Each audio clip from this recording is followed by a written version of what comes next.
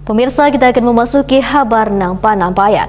Tingginya curah hujan yang berbarengan dengan banjirop membuat sejumlah kawasan di Banjarmasin terendam dengan kedalaman hingga di atas mata batis orang dewasa. Adapun kawasan yang terendam kada hanya di perkampungan namun menyasar pula pada jalan serta sejumlah perkantoran yang berada di kawasan Banjarmasin Utara. Salah satunya kantor Dinas PUPR Banjarmasin, Jalan Hasan Basri, Banjarmasin Utara, besukan Senin 16 Desember 2024. Tingginya curah hujan yang berbarengan dengan banjirop membuat sejumlah kawasan di Banjarmasin terendam dengan kedalaman hingga di atas mata batis orang dewasa. Adapun kawasan yang terendam kada hanya di perkampungan namun menyasar pula pada jalan serta sejumlah perkantoran yang berada di kawasan Banjarmasin Utara. Salah satunya kantor Dinas Pekerjaan Umum dan Penataan Ruang Banjarmasin, Jalan Hasan Basri, Banjarmasin Utara, besukan Senin 16 Desember 2024.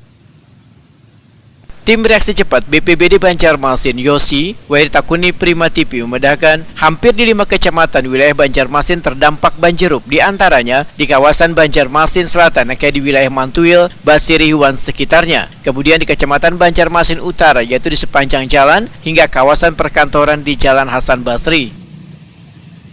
Menurut Yosi, banjirop ini telah memasuki fase kedua dengan ketinggian 3 meter di atas permukaan laut. Ini diperkirakan akan berlangsung hingga pertengahan Januari 2025 mendatang. Sedangkan tinggi Pulau Banyu pasang serta intensitas hujan lebat dan angin kencang turut pula mempengaruhi ketinggian banyu.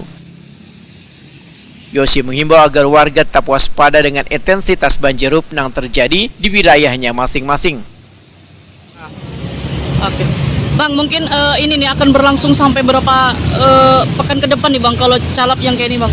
Kalau menurut perakiraan dari BMKG itu terpantau di fase 2. Fase 2 ya? Kalau fase 1-nya kan kemarin. Puncaknya di hari Rabu. Nah, ini puncaknya di fase 2 ini ketinggiannya berapa? ada 16. Oke. Disertai dengan curah hujan intensitas tinggi. Oke. Bang, ini mungkin untuk ini akan berlangsung sampai akhir bulan kah atau sampai awal tahun seperti apa Bang? Perkiraan cuaca ekstrim ini diperkirakan sampai Januari atau Februari. Tidak menutup kemungkinan. Oke, perkiraannya berapa nih Bang ketinggiannya dibandingkan fase 1 mungkin? Kalau fase 2 ini hampir 3.0.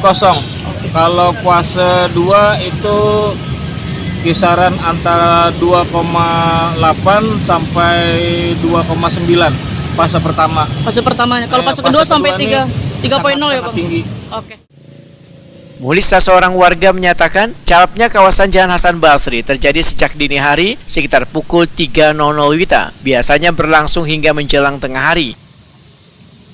Menurut Muhlis, terendamnya jalanan ini tentunya sangat berdampak bagi pengguna kendaraan karena ada sebagian kendaraan mengalami kemogokan. Sampai situ. Itu jam berapa tuh Paman? Dalam tuh Paman? Tadi malam Kak. Nggih. Jam 3. Jam 3-an subuh lah. Subuh ya. Nggih. Pian memang standby di sini kan biasanya berjaga atau apakah?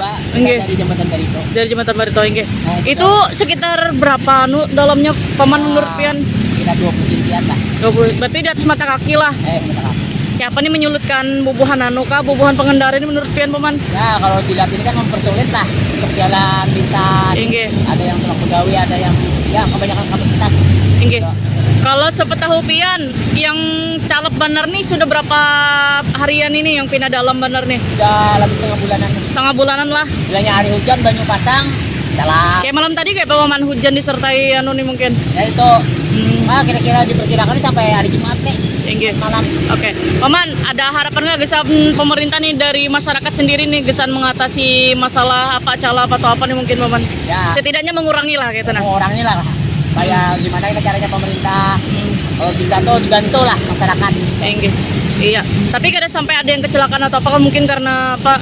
Ada yang melihat lah mogok apa kendaraan Paman? Ada yang mogok, ada yang enggak, tapi mudah-mudahan janganlah. Oke. Jangan ada yang kecelakaan supaya bagus aja tuh. Mulis berharap pemerintah bisa mengatasi permasalahan ini dengan membenahi drainase yang belum optimal di sejumlah kawasan di Banjarmasin, khususnya sepanjang Jalan Hasan Basri.